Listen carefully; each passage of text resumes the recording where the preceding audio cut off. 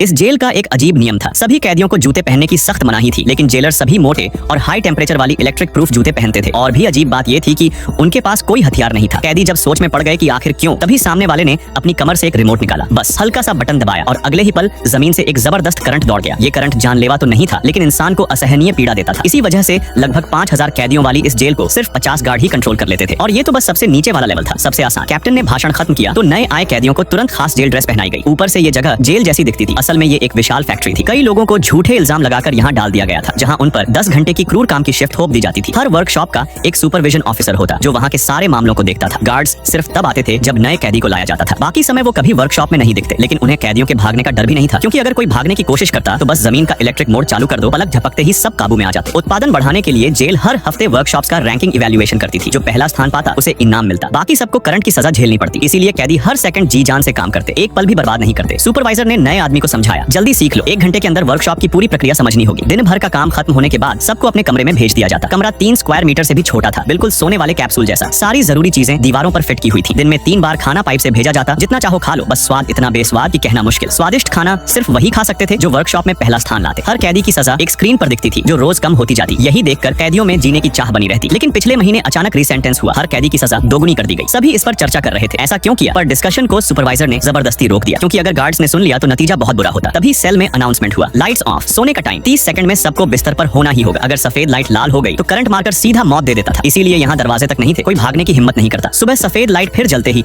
सारे कैदी वर्कशॉप पहुंच जाते। ये जेल कुल 7 लेवल में बनी थी, समंदर के ऊपर। ऐसी जेलें कई और भी थी, हर लेवल पूरी तरह अलग थलग था। अगर कैदी दूसरे लेवल से बात करना चाहते तो उन्हें साइन लैंग्वेज का सहारा लेना पड़ता। नया आया आदमी समझ नहीं पा रहा था कि वो क्या कह रहे हैं, इसलिए मजबूर होकर लगातार काम ही करता रहा। धीरे धीरे उसने भी प्रोडक्शन प्रोसेस सीख लिया। सुपरवाइजर लगातार सबको दबाव डाल रहा था, इस बार हम पहला स्थान ला सकते हैं। बस इवैल्यूएशन में 1 दिन बाकी था कि अचानक अनहोनी हो गई। एक कैदी ने जुल्म भरी जिंदगी से तंग आकर आत्महत्या कर ली। किसी को उसकी मौत से फर्क नहीं पड़ा, सब बस इस बात की चिंता कर रहे थे कि अब एक आदमी कम हो गया, इससे प्रोडक्शन स्लो हो जाएगा, पहला स्थान मिलना मुश्किल होगा, मतलब करंट की सजा। क्योंकि टेबल 3 अभी चौथे स्थान पर गिर चुका था, इसलिए सब फिर से पागलों की तरह काम में लग गए। लेकिन वो आदमी, नया कैदी, चुप नहीं बैठा। शुरू से ही उसने भागने का रास्ता ढूंढना शुरू कर दिया। हर बार टॉयलेट जाते समय वो पाइप को आरी से काटने की कोशिश करता, लेकिन कुछ ही देर बाद अनाउंसमेंट हो गया, नए कैदी आए हैं। वो तुरंत सब ठीक करके वर्कशॉप लौट गया। गार्ड्स ने नए कैदी लाकर उसे एक बड़ी गलती दिखा दी। उसने गौर किया कि गार्ड्स जब प्लेटफॉर्म से आते हैं तो उन्होंने इलेक्ट्रिक प्रूफ जूते नहीं पहने होते, फिर भी करंट का असर नहीं होता, मतलब वो प्लेटफॉर्म बिजली से जुड़ा ही नहीं है। यही उसे प्लान समझ आया, गार्ड को प्लेटफॉर्म पर ही खत्म कर दो और उसका हथियार छीन लो। लेकिन टाइम सही नहीं था, उसे सबको मिलाकर एक साथ भागना होगा। नए कैदियों के आने से काम की स्पीड बढ़ गई। आखिरकार सबने मिलकर पहला स्थान हासिल कर लिया। उस दिन उन्हें करंट की सजा से छुटकारा मिला। लेकिन तभी एक कैदी ने साइन लैंग्वेज से खबर दी, दूसरे लेवल पर कुछ बड़ा हुआ है। नए आदमी ने पूछने ही वाला था कि अचानक उनका कमरा बहुत गर्म हो गया, ऑक्सीजन कम होने लगी, सांस लेना मुश्किल, second floor is a mosquito doll, what was he saying. तभी अचानक लाइट्स चली गईं, कुछ सेकंड बाद वापस आ गईं। सुपरवाइजर ने तुरंत डिस्कशन रोक दिया। वो डर रहा था कि अगर गार्ड्स ने गुस्सा किया तो यहाँ भी सब मारे जाएंगे। जल्द ही सबको फिर से सेल में भेज दिया गया। कई दिनों के ऑब्जर्वेशन में नए आदमी ने नोटिस किया, सुपरवाइजर असल में बुरा इंसान नहीं था। उसने तुरंत मौके का फायदा उठाकर जोर से पूछा, क्या तुम्हारे मन में कभी भागने का ख्याल आया? हर लेवल पर कितने गार्ड पेट्रोल करते हैं? लगातार सवालों से सुपरवाइजर डर गया। उसे लगा कि डॉर्मेट्री में छिपे कैमरे उसकी बात सुन रहे होंगे। वो सोचने लगा, शायद मैं कल तक जिंदा न रहूं। एंडो को ये मजाक लगा। उसने कहा, गार्ड्स को हमारी बातों से कोई फर्क नहीं पड़ता, हम उनकी नजर में इंसान नहीं, जानवर भी नहीं। उनका काम सिर्फ दिन में 2 बार करंट चालू बंद करना और प्रोडक्शन चेक करना है। सुपरवाइजर थोड़ा हिला, लेकिन फिर भी उसने तय किया कि शांति से अपनी सजा काटना ही बेहतर है। अगली सुबह खबर आई, सेकंड फ्लोर के सारे कैदी करंट से मार दिए गए, कुल 100 लोग। सुपरवाइजर जानना चाहता था खबर कहां से आई, तो जवाब मिला, कल मेंटेनेंस टीम आई थी और उन्होंने सब कुछ अपनी आंखों से देखा था। लाउडस्पीकर ने आदेश दिया, कैदी नियम वाली पोजीशन में खड़े हो जाए। कोई बातचीत नहीं। कुछ लोगों ने कहा, दूसरी मंजिल वाले तो आजाद हो गए। इस पर सुपरवाइजर गुस्से में फट पड़ा। तभी अंडो ने उसे रोक लिया। सभी लोग खतरे में फंस चुके थे। मेयर ने सलाह तो मान ली, लेकिन फिर भी जिद पकड़कर सबको बताया कि ये सिर्फ अफवाह है, सच नहीं। मगर उसके मन में अब शक पैदा हो चुका था। फिर से एक और दिन की ड्यूटी शुरू हुई। ओलफ का बूढ़ा शरीर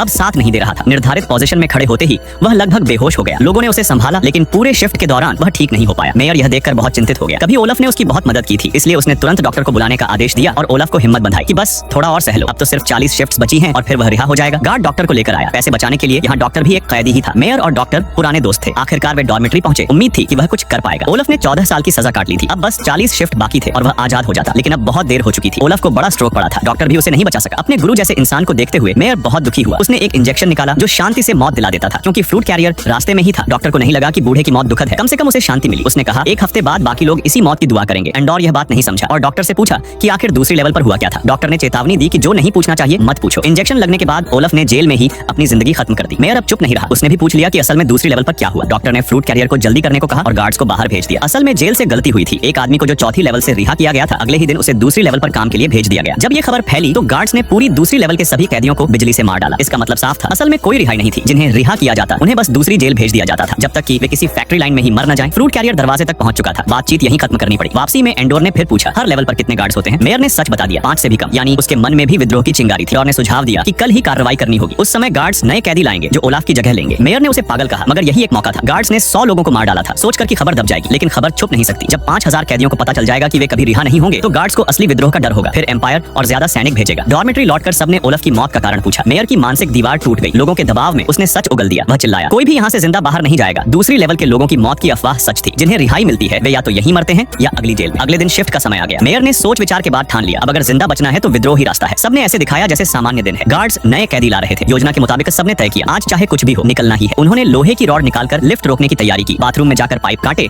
और फिर तैयार होकर लौट आए। जैसे ही गार्ड्स नए कैदी लेकर आए, सब तैयार थे। किसी ने प्लेटफॉर्म पर छलांग लगाई और लिफ्ट अटकाई। नए कैदी ने इलेक्ट्रिक स्टिक उठाई और गार्ड को गिरा दिया। हालांकि ऊपर वाले गार्ड ने उसे तुरंत मार दिया। बाकी कैदियों ने मिलकर पुर्जों से बने हथियार फेंके। 2 गन ही इतनी भीड़ को नहीं रोक पाई। पानी जमीन पर फैल चुका था। गार्ड्स ने बिजली चालू की। मेयर ने सबको चेताया कि कन्वेयर बेल्ट पर कूद जाओ। धीरे चलने वाले मर गए, कुछ झुलस गए, लेकिन शॉर्ट सर्किट होने से बिजली कट गई। मेयर बच गया। अब बिजली के बिना गार्ड्स असहाय थे। सबने मिलकर हमला किया। एंडोर ने एक गार्ड को गिराकर उसका हथियार छीन लिया। दोनों गार्ड्स मारे गए। फिर सब प्लेटफॉर्म पर चढ़ गए। गार्ड्स बहुत कम थे, रोक ही नहीं पाए। बाथरूम से पानी बहता रहा, निचली लेवल्स तक पहुंच गया। बाकियों को कुछ समझ ही नहीं आया कि हो क्या रहा है। कैदियों ने गार्ड्स का सामान बांट लिया, हथियार मिल गए। उन्होंने बाकी लेवल्स को भी संदेश भेजा, सच यही है, सिर्फ साथ मिलकर लड़ोगे तो ही आजाद होंगे। जेल का कंट्रोल रूम भी कब्जे में आ गया। हाइड्रो पावर स्टेशन बंद कर दिया गया। अब बिजली लौटाने में महीनों लगेंगे। गार्ड्स ने हार मान ली। बाकी कैदी सेल से निकलकर एग्जिट की ओर भागे। जो गार्ड्स बचे थे वे कोनों में छिप गए, एम्पायर की मदद का इंतजार करने लगे। लेकिन जेल झील के बीच बनी थी, सीधे बाहर निकलना संभव नहीं था। कुछ लोग पहले ही पानी में कूद पड़े। मेयर तैर नहीं सकता था। एंडोर भी खींचा गया। उसने ठीक से सुना नहीं। यह भागना बहुत क्रूर था। कुछ को मरना ही पड़ा, लेकिन एंडोर और एक साथी सफल रहे। वे रात में भाग निकले। अगले दिन एम्पायर के सैनिक आ गए। एंडोर चट्टानों में छिपकर बच निकला। सौभाग्य से सैनिक आलसी थे, उन्होंने पूरी तरह खोज नहीं की। यह ग्रह पानी से भरा था। मछली पकड़ने वाले वॉन्डरर्स यहाँ अक्सर आते थे। एंडोर और साथी ने दूर एक जहाज खड़ा देखा। यहाँ से बचने का एक ही तरीका था, वह जहाज छीनना। उन्होंने मौके का फायदा उठाकर दौड़ लगा दी। 2 वॉन्डरर्स वहीं खड़े रह गए। हैरान, उन्होंने दोनों को पकड़ लिया और जाल में फंसा दिया। वे चाहते थे कि एम्पायर को सौंप कर इनाम पाले। हालांकि वे एम्पायर से नफरत करते थे क्योंकि